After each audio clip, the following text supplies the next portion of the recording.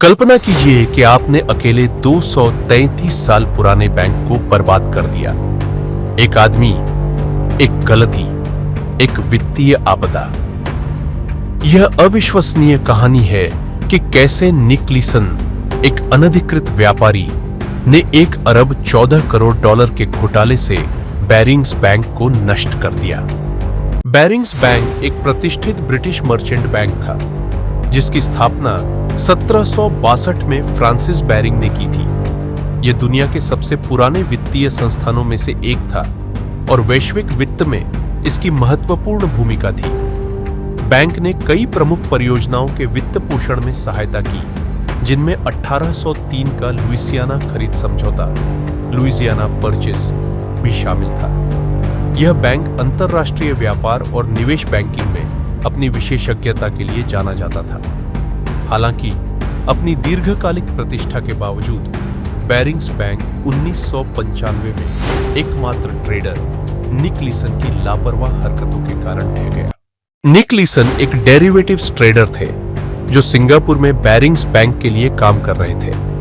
उन्होंने एक होनहार कर्मचारी के रूप में शुरुआत की और तेजी से ऊंचाइयों तक पहुंचे, जिससे वे Singapore International Monetary Exchange (SIMX) में बैंक के ट्रेडिंग डेस्क के प्रबंधक बन गए। हालांकि उनकी अनधिकृत ट्रेडिंग और बैंक की कमजोर जोखिम नियंत्रण प्रणाली के कारण भारी नुकसान हुआ, जिसके परिणाम स्वरूप अंततः बैरिंग्स बैंक दिवालिया हो गया।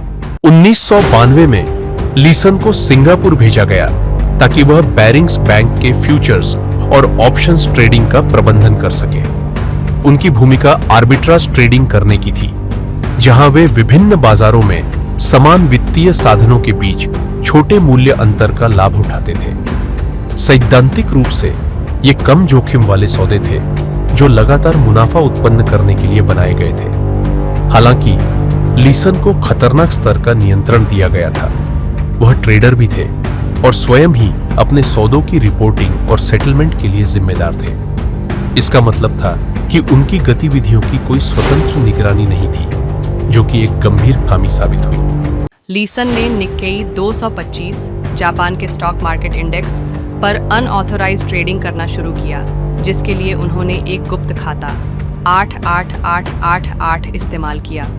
यह खाता मूल रूप से त्रुटिपूर्ण ट्रेडों, ऐसे सौदे जिनमें सुधार की आवश्यकता हो, के लिए आरक्षित था, लेकिन इसके बजाय उन्होंने इसमें अपने बढ़ते नुकसान छिपा दिए। जब भी कोई ट्रेड खराब होता, वह उन नुकसानों को इस खाते में स्थानांतरित कर देता, बजाय इसके कि वह उन्हें रिपोर्ट करता। इससे वह यह भ्रम बनाए रखने में सफल रहा कि उसकी ट्रेडिंग अत्यधिक लाभदायक थी, जिससे उसने लंदन में अपने वरिष्ठ अधिकारियों और ऑडिटर्स को धोखा दिया। 1994 तक लीसन ने भारी छुपे हुए नुकसान जमा कर लिए थे, लेकिन रुकने के बजाय उसने अपने दांव और बढ़ा दिए। उसने और भी बड़े सौदे किए, इस उम्मीद में कि बाजार उसके पक्ष में चलेगा और नुकसान मिट जाएगा। उसकी मुख्य रणनीति इस प्रकार थी: निक्केई 225 पर पुट और कॉल ऑप्शंस बेचना, यह शर्त लगाकर कि बाजार स्थिर बना रहेगा। लीवरेज्ड पोजीशन लेना, जिसका मतलब था कि वह अपनी वास्तविक पूंजी से अधिक उधार लेकर ट्रेडिंग कर रहा था। शुरुआत में लीसन बड़े मुनाफे कमाने वाला प्रतीत हो रहा था। 1994 में बैरिंग्स बैंक ने उसे 1,50,000 पाउंड का बोनस दिया, यह मानते हुए कि वह एक प्रतिभाशाली ट्रेडर था। 17 जनवरी 1995 को 7.2 तीव्रता का भूकंप कोबे, जापान में आया, जिससे भारी तबाही और आर्थिक संकट उत्पन्न हुआ। निक्केई 225 स्टॉक इंडेक्स धराशायी हो गया, जिससे लीसन की पोजीशनों पर भारी नुकसान हुआ। नुकसान को कम करने के बजाय उसने फिर से बड़ा दांव लगाया, यह सोचकर कि बाजार वापसी करेगा। लेकिन बाजार लगातार गिरता रहा और उसके नुकसान नियंत्रण से बाहर हो गए। जब तक बैरिंग्स बैंक को छुपे हुए घाटे का पता चला, लीसन 727 मिलियन पाउंड $1.04 बिलियन गंवा चुका था, जो कि बैंक की कुल उपलब्ध पूंजी से 2 गुना था। फरवरी 1995 लीसन सिंगापुर से भाग गया, पीछे सिर्फ एक नोट छोड़कर जिसमें लिखा था "I am sorry"। लंदन में बैरिंग्स बैंक के अधिकारियों को गहरा झटका लगा जब उन्हें पूरे नुकसान की वास्तविकता का एहसास हुआ।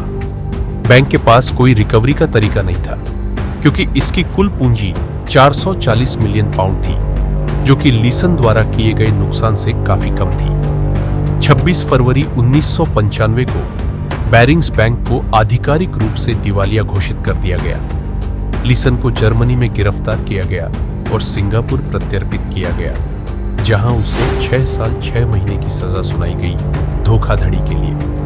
उसने आर्बिट्राज और ऑप्शन ट्रेडिंग में भारी नुकसान छुपाने की कोशिश की थी।